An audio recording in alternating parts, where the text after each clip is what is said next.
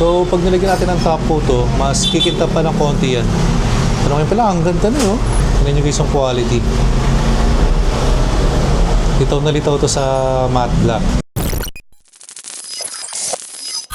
Alright guys, samahan nyo ako today. Magpapapowder coat tayo ng mags. Recently kasi shinare ko sa Facebook page na nag-chip off yung pintura sa ano natin, sa mags, sa likod na gulong. And medyo malaki rin yung tuklap na paint, kaya sabi ko parang malabong bato yung tumalsik dun eh. May mga nagsabi rin baka brake fluid naman. Kaya para sigurado, pinacheck ko rin sa Honda Paranaque itong sa ADV.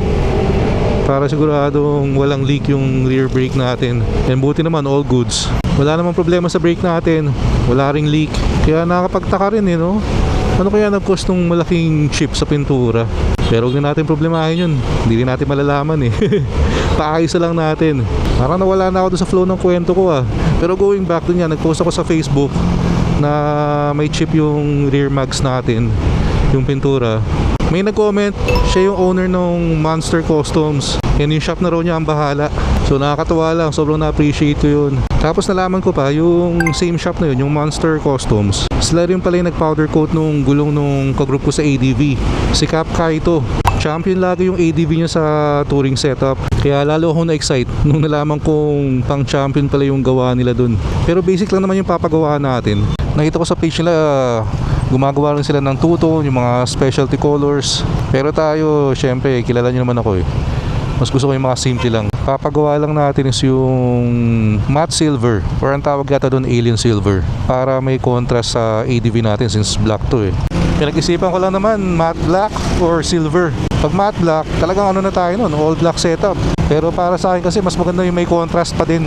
Pag silver ang nilagay natin, mas lilitaw yung mags. Gamit pala natin ngayon itong paborito kong relo, itong Seiko Panda. Usually hindi ko pinang-motor to eh, pero ginamit ko lang ngayon kasi na-lowbat na. Eh hindi pinapalitan ng battery niyan. Kailangan lang i-solar charge mo para magka-power ulit. Iba talaga ang Seiko eh, no? Papantay sa quality ng mga mamahaling relo. Although hindi rin naman ganun kamura tong Seiko. Kaya Seiko, baka may mga bagong model kayong gusto nyong ipa-try sa akin. And alam ko may iba pa palang branch tong Monster Customs eh. Meron din sa Paranaque. Pero nung chinek ko kasi sa Waze, mas malapit sa akin tong ano nila, Muntinlupa branch. So sa mga gusto rin pumunta sa Monster Customs, sundan nyo na lang tong dinadaanan natin. National Highway lang naman to. Nasa Alabang na tayo. Eh, nakalagay dito 1.2 kilometers lang. So malapit lang talaga. Very accessible kung taga South ka. Matagal ko na rin gusto magpa-powder coat eh. Kaya nga alam, may nabasa kasi ako before na ano eh, parang horror story, na nagpa-powder coat siya. Kaso hindi nabalik ng maayos yung ano, yung gulong niya. Kaya after na, nagdadalawang isip na ako magpa-powder coat. Pero ngayon no choice na tayo kasi may tuklap yung paint eh. Medyo maambun pa. Huwag naman sanang bumuhos. Kasi alam nyo naman, naka-tail tidy na tayo ngayon. So ayoko muna masubukan yung talsik ngayon. Lang, malapit na tayo pero medyo traffic dito sa Muntinlupa. Tara, let's go. Lumalakas yung patak. Parang bike wash or car wash na yata to pag naka-tail tidy ka eh. Pag alam na aalis ka, uulan. Pag hindi ka nagmumotor, hindi umuulan. Pag nagmotor ka, biglang uulan. Lumuhos na yung ulan. Kinakapa ko na yung likod ko. Medyo tuyo pa naman tong kalsada, kaya safe pa sa talsik. Pero basa na tong helmet natin. Dito na daw eh. Asan ba? Ayun, Monster Decals. Sa kabila pala, sa kabilang side. Ayan, we're here. Alright guys, nandito na tayo sa Monster Customs. Ito guys, meron silang dito, machine pang tanggal ng gulong. Ito yung oven. Ito naman yung bugahan. And may waiting area na rin dito. May aircon naman, so chill ka lang habang naghihintay. Kita mo rin ginagawa. So sa mga interesado rin magpa-powder coat, don't worry, i-document natin yung proseso. Tara. Ito na guys, pinapaklas na yung gulong. Pati pala yung swing arm, tatanggalin na rin guys. Kasama na rin daw natin eh. Mukhang kabisado naman nila magtanggal dito. Yan na guys, tanggal na yung swing arm. Tanggal na rin tong gulong. Tanggalin na yung goma.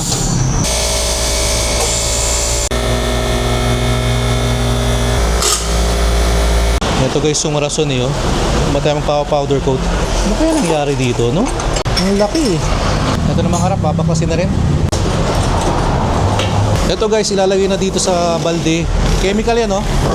pang strip ng pintura. So mga 20 minutes lang daw yan. Bababad yan. Dito muna natin panurin sa loob. Init sa labas eh. So baklas sa parehong gulong. Ito yung tsura ng ADV. Walang gulong. Ganun lang kabilis. Tuklap na yung paint. Tapos bubugahan lang yan. Okay na. So pa palang gusto ko dito guys, kinokobera nila yung motor mo. Habang ginagawa. Excited ako pag dito na magbubugahan na dito. Ang nagustuhan ko dito guys, very efficient ng galaw nila. Tuloy-tuloy. So halatang kabisado na talaga nila yung ginagawa nila. Yung for me kasi napaka-metikuloso ko, lalo na pagdating sa gulong. So hindi ko basta-basta pinapagalaw. Not unless alam ko talagang magaling yung gagawa. Ito na guys, nalinis na. Pero hindi pa yun yung kalalabasan ha. Yan yung stock na stainless silver. Iba pa yung papagawa natin. So yan na guys. Piniprep na yung mugs. Tapos ang suggestion ni Kuya, yung swing arm matte black. Yan guys, na-polish na yung swing arm. So kapit na kapit din mamaya yung powder coat. Yan guys, minamask lang yung mga lalagyan ng bolts. Kasi hindi rin pwede malagay ng powder coat sa loob yan. Sisikip yung tornilyo. Yan guys, nakamask na lahat. Yan guys, i-oven muna bago bugahan. Dito na lang tayo sa loob guys. Wala tayong mask eh. Delikado yata malanghap yung powder. Pero unahin na yung swing arm. Yan, matte black. Papakulay natin. Marami silang pagpipilian dito guys ng mga powder coat. Yung mga sample nila. Pini-preheat lang muna yung swing arm sa oven. Alright. So bubuga na yung swing arm. Yan, matte black to. Yan na guys. Nakikita ko na yung pagka matte black. Naman guys, piniprep na yung mugs. Yung oven na guys. Ito si Sir Mark, owner ng Monster Customs. And ito yung hinihintay natin. Alien Silver. Ito yung ADV ni Boss Mark. Akin, red naman yung gulong niya. Red yung gulong, tapos yung swing arm niya parang bronze, no? Yan na guys, bubugahan na. Alien Silver. Guys, si Sir Ronald ang mag-video nitong next part. Igitna mo lang kuya sa bandang gitna. Para.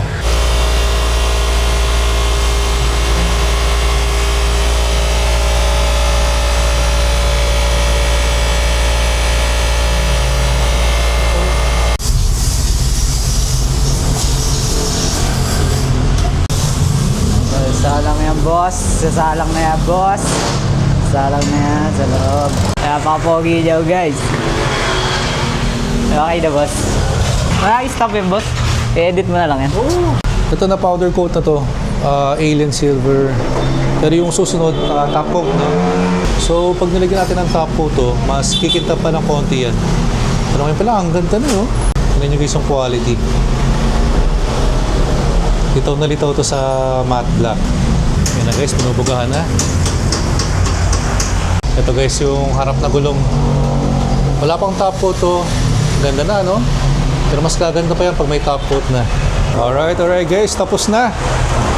Andito na yun, finished product. Sir Jonel, buksan na natin yan. Mainit. Mainit pala dito.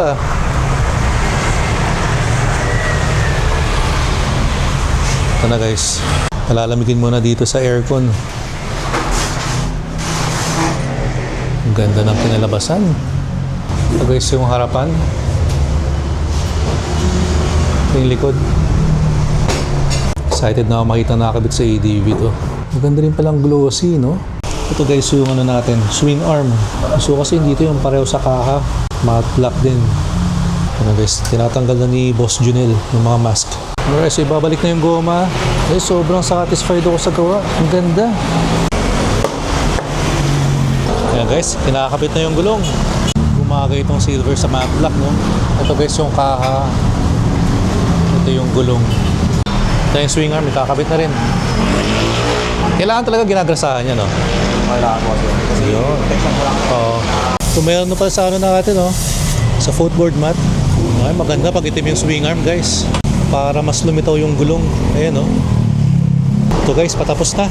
Itong harap na gulong na lang. No, bumagay. Alright, so tapos na guys. Nakabit na.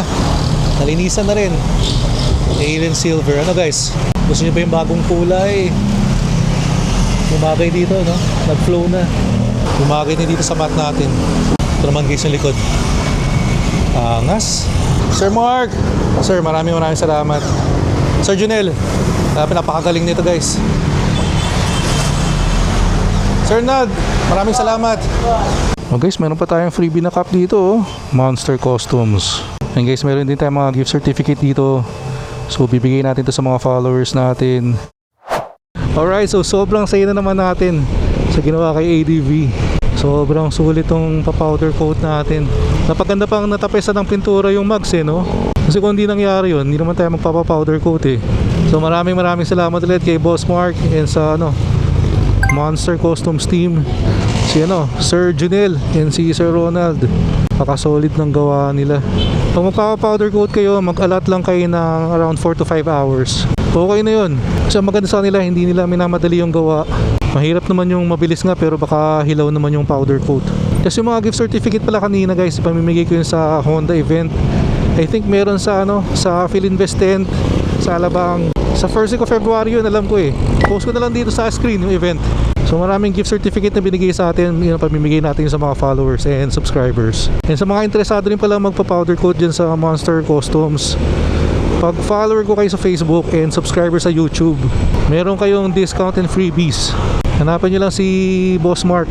Pero dapat pakita nyo yung follower talaga kayo sa Facebook tsaka subscriber sa YouTube. Papakita nyo dapat yung proof. And kung nanonood ka pala ngayon tapos hindi ka pa nakasubscribe, bakit? De, joke lang. Pero please click the subscribe button below and like and share the video. So maraming salamat sa mga sumama sa pasyal natin today. Sa mga nagbabalak ding magpa-powder coat ng gulong nila, sana nakatulong tong video. So kita-kita sa next one. Ingat kayo lahat palagi. Always ride safe. Peace out.